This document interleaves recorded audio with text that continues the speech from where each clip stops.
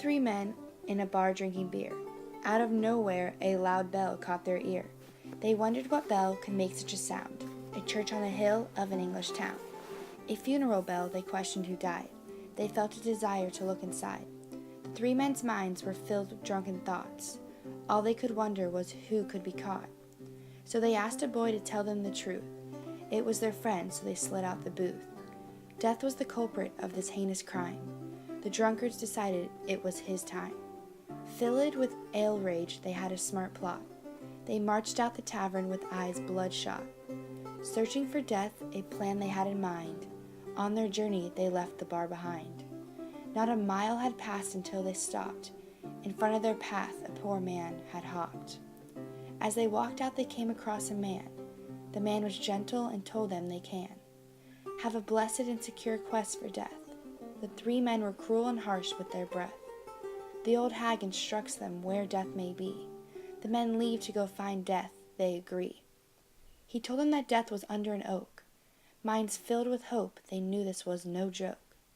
The men questioned and searched for the tree. They did not care what the outcome may be. The men continued to stumble uphill. Their target was death, their goal was to kill. When they reached the top, they found all the gold. Not during the day, for that is too bold. They could not bring it back, for they would be thieves. Avoiding this title, they would need. What could they possibly do to never be caught with gold under their own sweater? Transporting it at night is the best way to avoid other sights and skip a fray. The plan was set in place. They must decide how they shall determine who wants to hide. Whichever of the men draws the short stick determines the one man who has been picked. He must go downtown to get bread and wine. They need all these supplies so they can dine. They wish to celebrate the gold they found. They plan to get as drunketh as a hound. To celebrate their new findings of wealth, the moment is soon here to risk their health. The youngest of the drunks was picked to go. Down to the town he mustn't go too slow. The man who was picked had a plan in mind. He would poison their drinks. He was not kind. The men who stayed back talked with each other. They weren't so loyal to one another. The men had thought of another plan too, to kill the third man for more gold for two. They would stab him as soon as he returned. The poor drunk lad was soon to be burned. The men were greedy and wanted him dead, so they would share with only two instead. The third man arrives with their drinks in hand. He was unaware of the other plan. The wine was fatal to all who drank it. The other two men would not know what hit them. As the two men carry out their quest, they now think that they are the very best. With gold on their mind, they thought they had won. They didn't realize their death was to come. The two sly men looked as they cameth forth.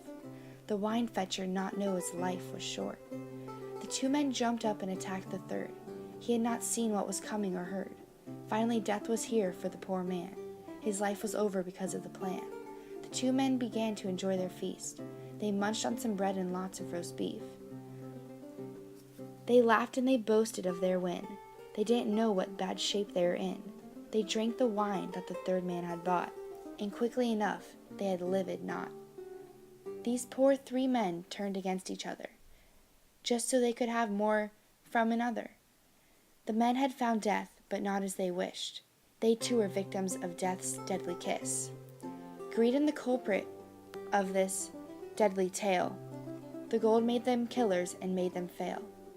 Go forth and learn from this foretold story, that gold and riches are empty glory. Concluding his tale, the pardoner said, I have expensive relics to buy instead. So come forth, my host, and kiss my relics. This rude statement made the host go hectic, cause the pardoner was calling her a sinner. The host is mad, but the fight is hindered. But what was the point in selling relics? It was only to get his money's fix. The host proposed the craft of spiritual relics made of the pardoner's genitals. The knight claims them down of his vicious fray. The pardoner and the host go on their way.